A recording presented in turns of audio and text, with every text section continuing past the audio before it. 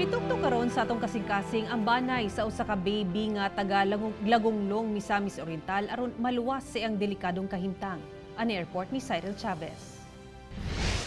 Ang 1-year-old baby nga si Rose Christoph Tagalog nga taga Lagonglong, Misamis Oriental sa unang tan-aw makitang malipayon og bibo nga bata.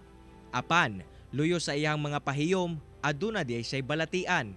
Adunay primary sclerosing cholangitis si baby Rose, usa ka sakit nga nakaapekto sa iyang atay ug hydrocele, kondisyon kung asa mohubag ang tiyan ug ubang parte sa lawas sa tao tungod sa liquid. Aron mo survive si baby Rose, kinahanglan mo pailawom kini sa liver transplant ug testicular surgery nga nagkantidad og 2.5 million pesos, butang nga dili makaya sa iyang ginikanan.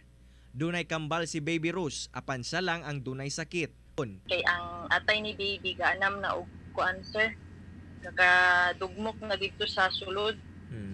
Tungod kay kadugmok na siya, ang iyahang black na ang kanang mga dagko nga veins sa iyahang atay. Busa nanuktok sila sa mga dunay malumong kasing-kasing nga unta tabangan sila sa pagpatambal og operasyon aron maluwas sa makuyaw nga kahimtang ang bata. Dako pa ang ilahang pangandoy alang kaniya. Nautunta nga matabangan ninyo sa bisan unsa lang nga amount sa kwarta nga makasalba sa among anak. Alang sa mga buot mo paabot sa ilahang mga tabang, mamahimo nga mapaabot kini pinaagi sa mga numero nga makita sa inyong TV screen.